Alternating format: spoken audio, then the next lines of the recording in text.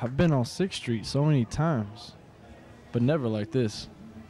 Talk about being humbled.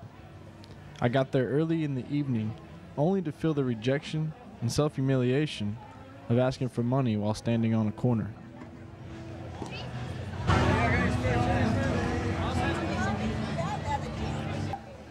I stood on that corner not because I wanted to, but because I had to if I wanted to eat. Well, that was a clip from Under the Bridge, a film that's created quite a buzz at the San Antonio Film Festival. Here to tell us more about it are Craig Bain and Scott Rudolph. They are co-directors of this amazing documentary. Good morning, gentlemen. Thank you. Well, I'm going to start off with you, Scott, and I'll talk to you in a little bit, Craig. I want to start off with you, Scott. That was you in the documentary. Why'd you decide to do this? One, just personally, I wanted to see what it was like to walk in another man's shoes that was less fortunate. I've been pretty blessed with a good family, a good upbringing. And two, I thought I could use that time as to showcase and promote awareness about a subject that is really growing and starting to multiply, especially in Austin. I've seen the numbers just start doubling and tripling now. Now, do you live in Austin? Are you a student there? I work in Austin. I'm a realtor there, and from Dallas originally, but I live there now. You're a realtor. Yeah, so that's my day job. To go from selling homes to being homeless, boy, what a transition. Yeah, it's pretty ironic. Yeah. But, yeah. And you just decided one day, I want to document this, and I want to know what it's like to live on the streets? Yeah, and September of '07, that was when we actually did it, and that was a good time for me because our business was a little slow at that point, and I decided let me take a month off and let me go do this little quest.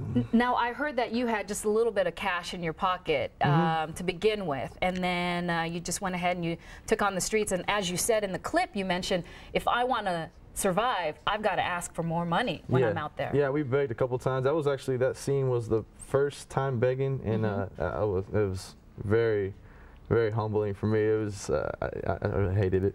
You hated it? Yeah. And I'm sure it was an pride swallowing. Right, right. And it was an eye-opener for you? Or Definitely. You get to see what, no one really wants to hold a sign. No one wants to be out there asking for change, but it's just how it is.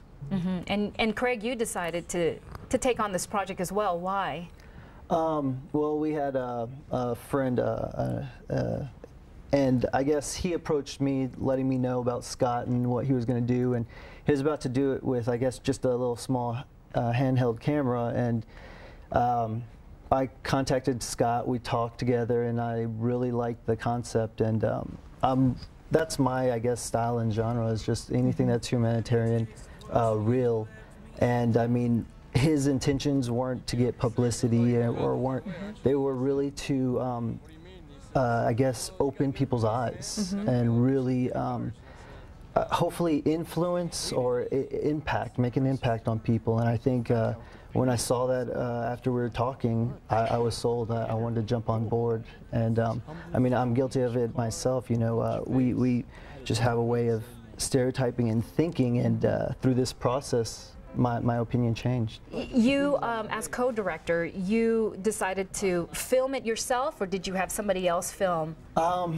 I did majority of the shooting, but again, 30 days following him pretty much 24/7, that would be a little too much for me, so we had a crew. And Scott, where did you live? Did you literally live on the streets? Yeah, I slept mostly in the streets a couple times.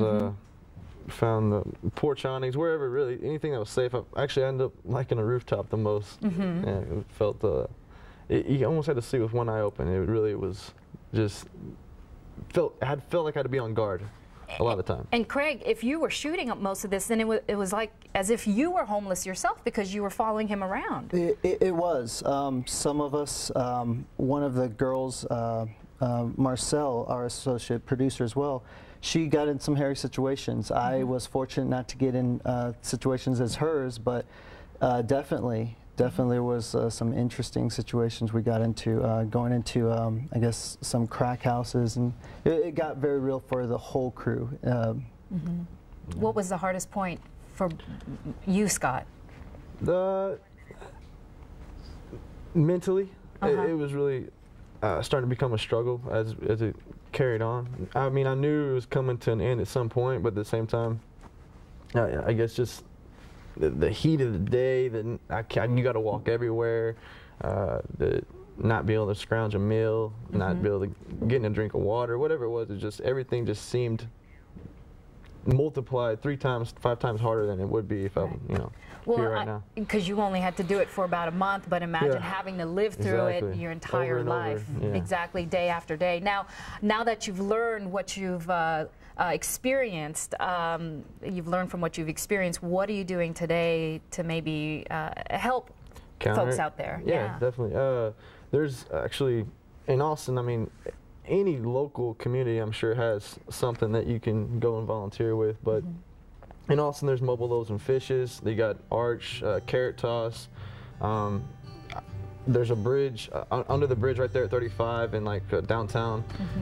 Go there occasionally to serve breakfast on Saturdays. We do the Day Labor Center, try to get people out there.